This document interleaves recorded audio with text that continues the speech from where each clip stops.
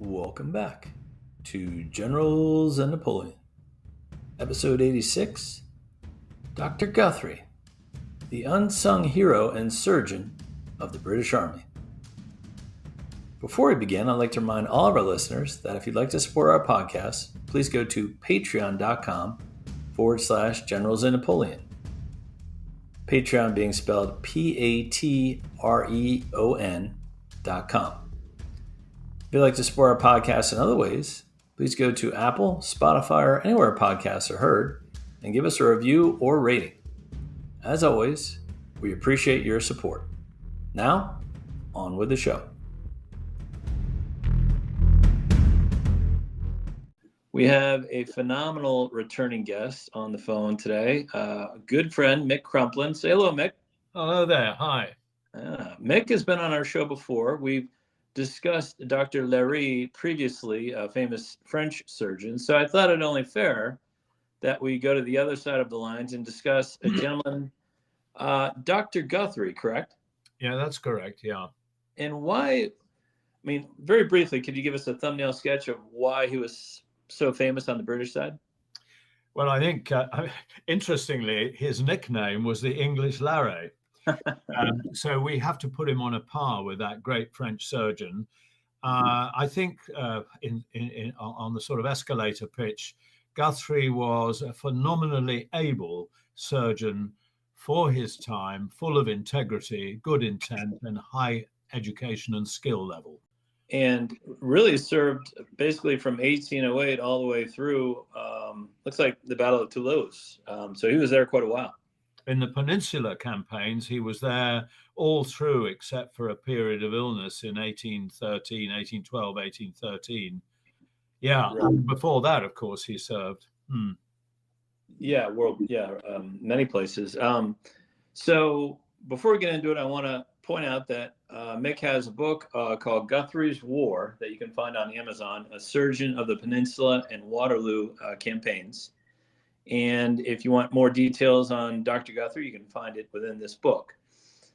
And before we dive into his biography, let's discuss the overall state of battlefield medical care during the late 18th century, early 19th century. What was it like if I got wounded as part of the King's German Legion, I'm a private, what was it like for me to basically get out of the battle and get care for my wounds? It would very much depend on where you were wounded. So if you had an elbow wound or something, you could walk away with supporting your injured limb. But obviously, if you had a shot across one or both legs, you couldn't move. And therefore, it would depend if you were in square or you had access to shelter, or if you were lucky enough, if there weren't too many casualties, for the junior assistant surgeon of the battalion to come and look after you. And that would be pretty rudimentary.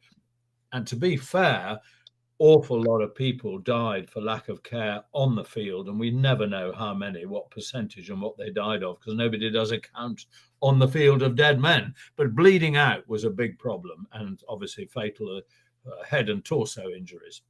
Yeah, and it's quite tragic, because it's not like today's militaries where almost every fire team or platoon has a medic on staff. You couldn't even be carried out by your fellow soldiers, right? Because if they carried out every wounded person, there'd be no one left in the platoon. Like if three guys carry out one guy, then you wouldn't have any structure or integrity as a unit. This is quite true. The word designated stretcher bearers of a loose kind.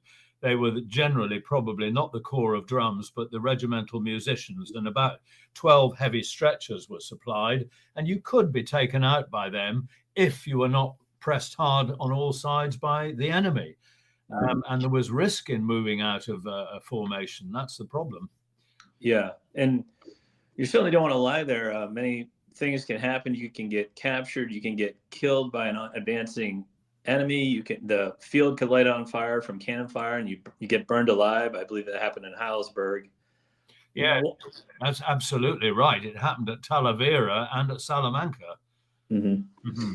And all right, so let's say somehow I make it back to the field hospital. What kind of care can I expect there? Well, originally called flying hospitals because they were mobile, field hospitals were temporary units set up in barns, farms, monasteries, churches, and there you'd hope to find shelter from shot and shell. You would receive first aid in terms of arresting bleeding, and binding up wounds generally, and assessing whether this guy is going to live or die. And it's not triage. That didn't really happen. But anyway, that's what a field hospital does. And there you would accumulate regimental surgeons often, because people would know where to send the injured by the commanding officer letting them know. And you might or might not have a system of what's called a staff surgeon, which was not a line battalion surgeon, but a hospital man who would give assistance and advice to regimental staff working in the field hospital. And what kind of training did these doctors and surgeons have? Well, commonly, until structured courses in medical schools, which were, as in America and everywhere in Europe, gradually opening, it was an apprenticeship. And this meant that your family paid a surgeon and a physician often, say 40 pounds a year, something like that, to board and lodge and teach and train somebody in a very personal manner. So it very much depended on how good the master was, and of course how good the apprentice was. But that relationship is a good one and works. And unfortunately, we've lost that in Britain now in other ways. And then you go on and you walk the wards, you attend courses of lectures, watch dissections, and learn about medication. And then finally, you take an exam. Mm-hmm. And this is way before Dr. Lister and Listerine, so no one really knew about germs and all that kind of stuff. So washing of hands and all that kind of stuff and utensils wasn't in use at that time yet. Well, you get these stories which people who sort of glorify the history of medicine with, guys in frock coats covered in pus and blood. I'm sure that there were clean surgeons who just like to have their hands clean and clean up the belly before you explore something or a wound. So it's very difficult to know. There is certainly no diaspora of hygiene in the British Armed Services yet, but there would have been some surgeons cleaner, quicker, and better than others. Okay. Well, let's jump into our subject matter. George James Guthrie was born in London in 1785. What do we know of his upbringing? Well, the family originally from Forfar in Scotland settled in Wexford in Ireland, then moved over to inherit an uncle's business in medical supplies, really. And I think the father did fairly well. And I think that Guthrie was fortunate. He had private education until the age of 14 or 15 by an émigré French cleric called Monsieur Noël, who taught Guthrie languages, probably rudimentary maths, and also elements of dead reckoning and astrology and stuff. So he was a fairly well-educated young man. And then he became apprenticed to Mr. Phillips of Pall Mall, who was a surgeon by royal appointment to the Prince of Wales, and obviously a good cove, and probably Guthrie saw some very interesting stuff. Not too many big operations and things, but he learnt well from him. And also Dr. Hooper of Marylebone, a physician this time, who was working at the Marylebone dispensary in London, and he had the most phenomenal mind. He wrote a dictionary of surgery and various other works. He actually wrote a crib book for surgeons of this time. He produced it in 1815, who were taking exams, giving them, for example, questions and answers for their exams. So Hooper and Phillips provided Guthrie with his early educational ability. Okay. So what skills do you learn as an apprentice? You don't jump right in and start operating on people. Do you read constantly and then you work your way up to working on people, or how do you get the practical experience? Well, you read text, as you say, and you attend rounds of visits to patients. You learn to bleed patients, the practice of phlebotomy, which was rife at this time. You learnt to give them certain medicines that were correct, because remember, surgeons in the field often had to do most of the medicine as well. And so you would learn and watch perhaps an amputation, a cutting for the stone, a trephining, but mostly it would be treating wounds and procrastinating on the causes of abdominal pain or headaches. So really not the sort of education, even from these great teachers he had, that would prepare you adequately for performance in the field. Yeah. Well, it's not long. He gets an appointment within the military for the British Army. And what was his first posting? Well, just to precede that, he got taken on to help look after some soldiers who'd been wounded soldiers who'd been evacuated from the Helder in Holland in 1799, and was actually obviously learning quite a lot with half a dozen other guys. But somebody came along and said, look, you can't do this. You've got to be qualified to work with wounded people. If you don't go off and get an exam, you've got to leave this hospital in London called the York Hospital. And they all gave up except Guthrie, who said, well, damn it, I will go and sit the exam. He was just short of 16 years of age. Wow. He was the youngest man in Britain ever to pass the membership of the Royal College of Surgeons. And actually, very shortly after Guthrie had this acclaim, the college, not because of him, said that you can't take the exam till you're 22 years of age. So Guthrie got his exam at just under 16, and he, by some patronage, he got appointment as a junior surgeon, assistant surgeon, to the 29th Regiment of Foot. He gets a posting in North America where he becomes a full surgeon for a regiment. How was that posting? Well, that was good. It was pretty much peacetime, and he went over with the 29th in 3 or 4 transports, and they landed and were based at Halifax, and no doubt was posted mainly in the Citadel. And he married, great expense. I think his marriage certificate was £100 in old terms.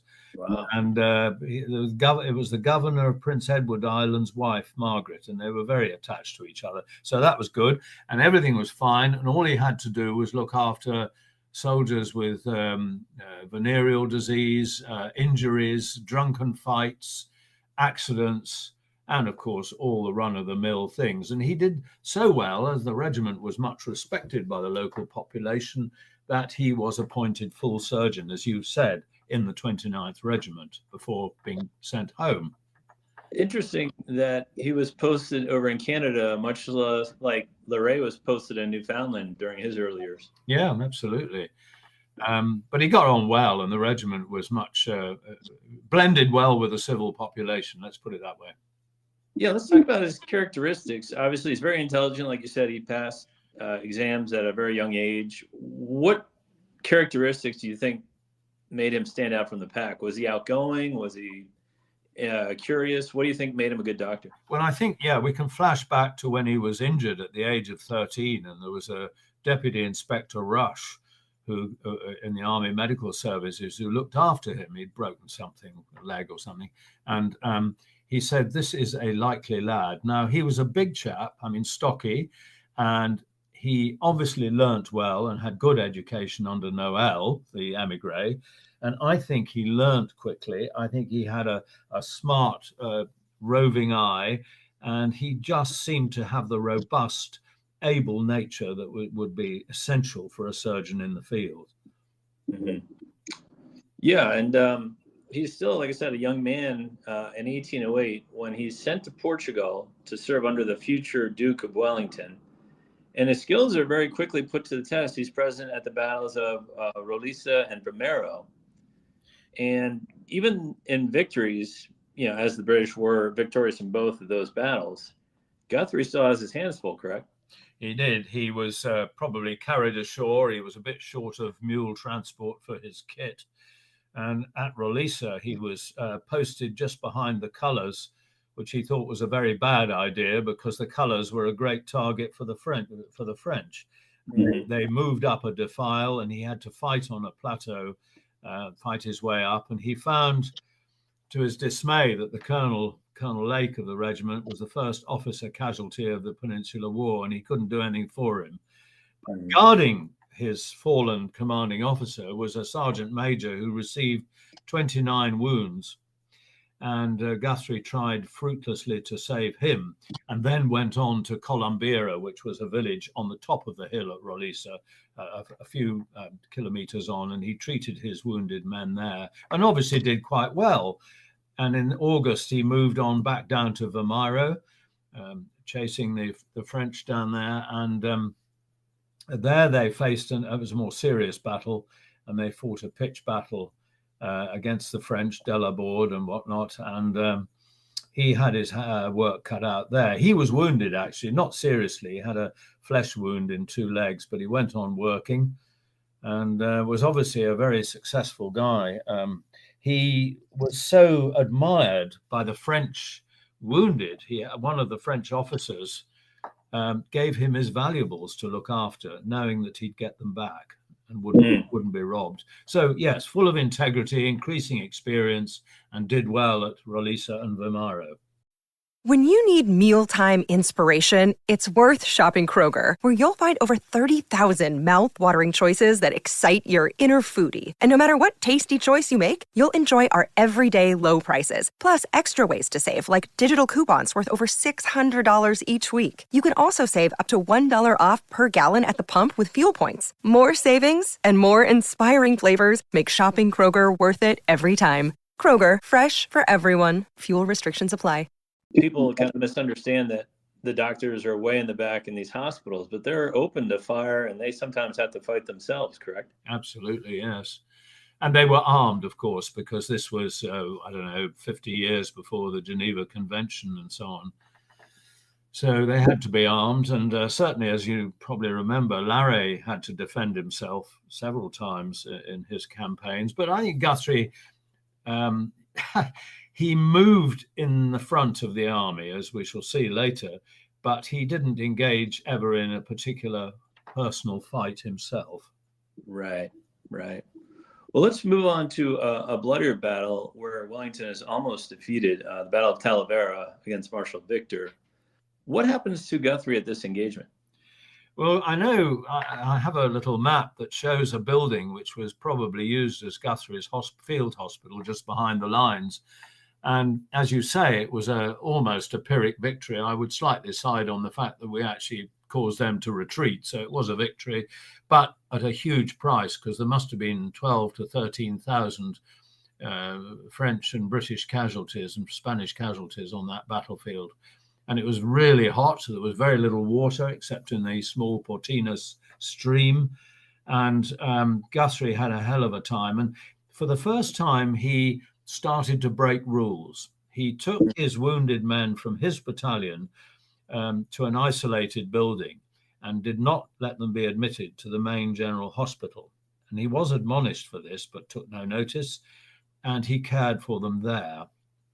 And one little insight into his operative ability, that somebody crept in when he'd done a trepanning in somebody with a depressed skull fracture after Talavera, and found him brushing a clot away with a feather.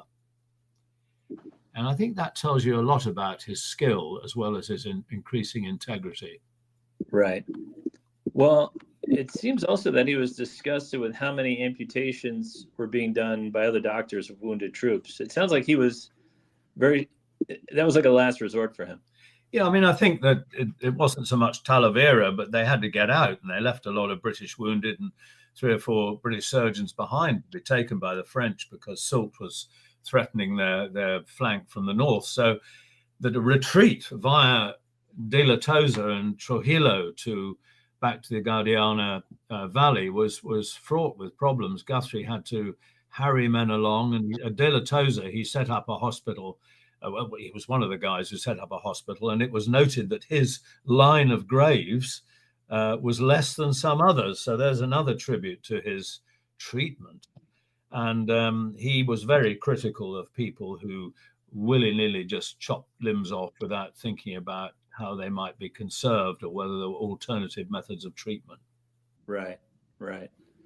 Well, in 1811, Guthrie is at the famous Battle of Albuera, which was the most costly battle for both sides in the entirety of the Peninsula War. And it sounds like he was more overworked than usual in this battle. Is this just due to the number of casualties, or did he not have enough support staff? I think they were a bit short. I think some of his work was done at Valverde. Obviously, Elvas was a depot, but this was several miles away from the battlefield, so they had to be taken there. But the French actually evacuated quite a lot of their casualties. They had better transport than we did, but Guthrie was extremely pressed.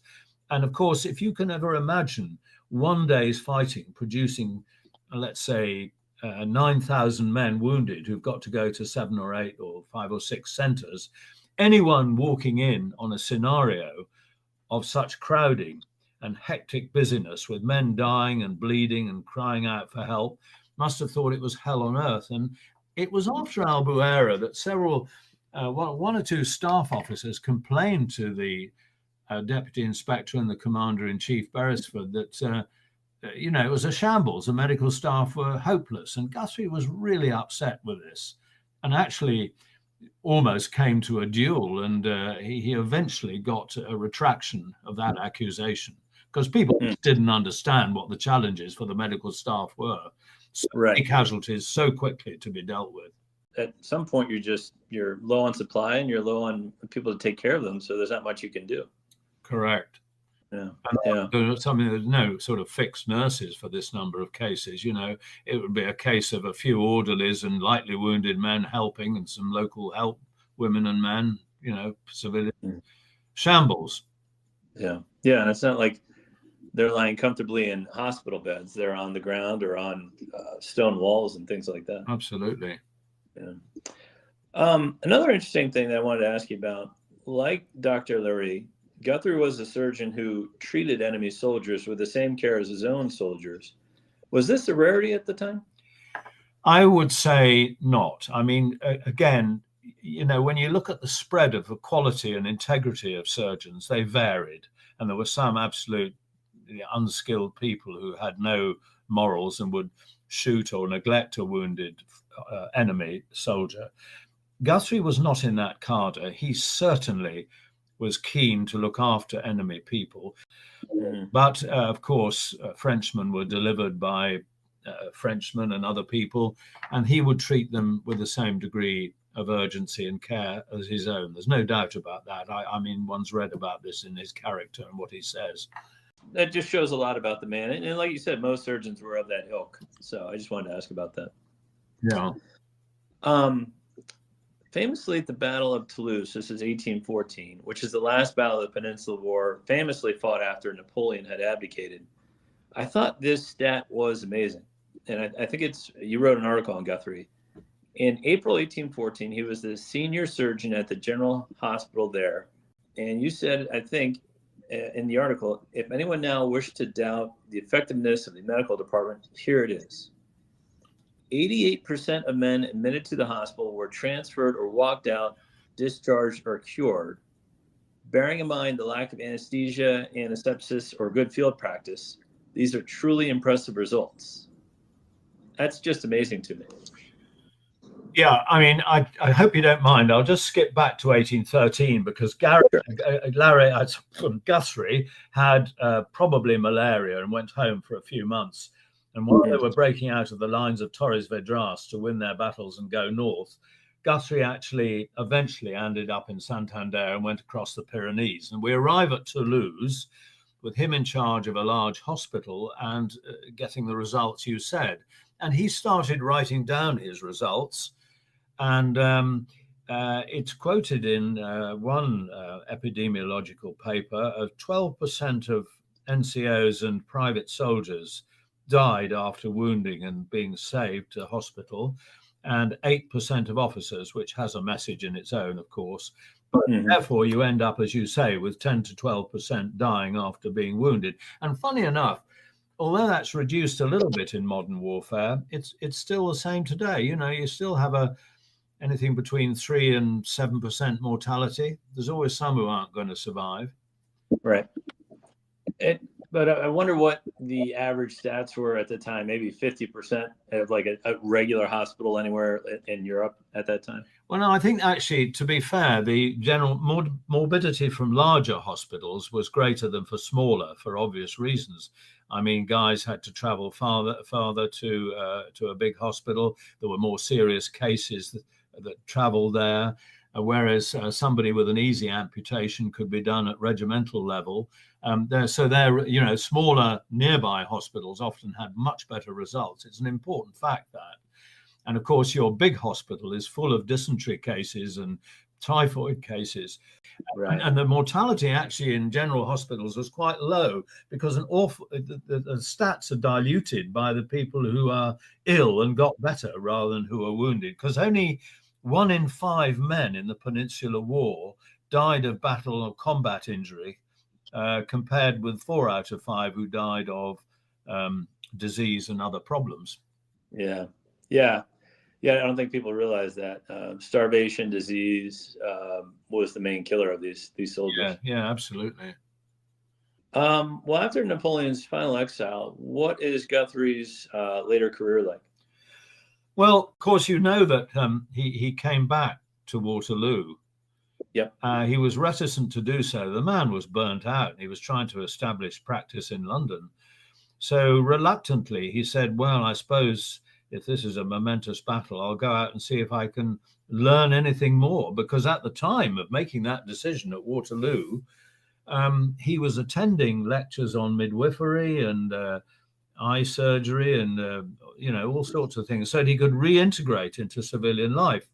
And so he did that, went out to Waterloo and operated on 2 men successfully out there, quite momentous operations, actually, and another one back in the York Hospital. Mm-hmm. So he was now established as probably the leading British military surgeon, but with no social connections and very little money and no private patients. He had an uphill grind now. So he was given ward cases by a military authority, and that kept him in his half-pay pension money. Gradually, his practice began to grow. And at the same time, he thought he would teach, because he was quite shattered by the lack of an institution to teach military medicine and the complete parsimony and exhaustion of the government after the war. So for gratis, he gave lectures to the Honourable East India Company members, the Army and Navy, free at the Royal College of Surgeons in London for about 15 years. And that was a very generous thing to do. He was, and of course, suddenly people realized that this guy had an awful lot of ability. And he was the youngest member of council on the court of the Royal College of Surgeons. And he was ignored at first as being he was about 40 something when he got onto the court. And then suddenly people realized that this guy was winning all his arguments, persuading them to do things that were right and getting rid of inefficiencies in the governance of the College of Surgeons. I know Napoleon famously made Dr. Leary a baron, on the spot. You think somewhere along the Peninsular War, somebody would have given him a title of some kind? Well, his promotion was only to brevet level at Salamanca to deputy inspector. So he left the service only as a deputy inspector, and he was never given higher rank than that. And he was offered a knighthood, and he refused it because he said his wife and he couldn't afford the expensive living style that would bring. But he got elected a member of the Royal Society, and that made him glow all over. That was a different kind of honor. That was being honored by your peers for what you did. So having joined the council, he then served 3 terms as president of the Royal College of Surgeons of London and then England, and 5 times as vice president. So his gift to the military was his experience, and his lectures were incredibly well attended. Right. Well, he dies at the pretty old age of 71 in 1856. I think this stat is really impressive. It is estimated that he personally treated around 20,000 injured men, which is staggering to think about. What do you think his legacy is? Well, that was a ballpark figure, which I think is probably not far off the truth. And I think he brought about the Anatomy Act partly, and he was involved in all sorts of political and beneficial things as well before he died. And he actually became an eye surgeon. he helped found the Westminster Eye Hospital. Oh. And he got a consultant job at the Westminster General Hospital. So he was an able civilian surgeon by the end of his life. But this is a man who served and taught as perhaps the greatest military surgeon of his era in this nation. Put up against Larrey, I would say he was well into equality. And his books were used right into the American Civil War. His books, he updated them when chloroform came along in 1847. He re-edited that stuff into his next edition of his book, you know. And he published 70 books altogether. Yeah, it's like he was constantly learning and adapting to new technologies at the time. I think that's absolutely right. Yeah. And that's not, I mean, that's a bold statement. Not that he didn't do all that stuff, but Dr. Larrey was considered the top of the top of surgeons in Europe. So for Guthrie to be right there alongside of him, I think that's a great compliment. Well, I think we have to remember the hubris of French.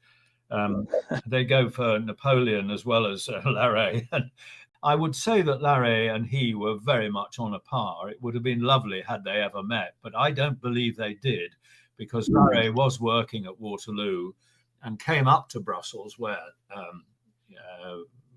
Guthrie came, but I don't think they actually ever met after the war either. That is a shame, yeah. They sound like similar men, both in intelligence and, skill, I would say. I think Guthrie was less of a self-promoter, which is a little bit strong. He was robust, feared, skillful, and, when he was appointed to the Westminster Hospital, there was a comment by one of the other consultants, this guy was like a wind of change in the hospital. He really worked. And I think what comes to me is his integrity, his linguistic skills.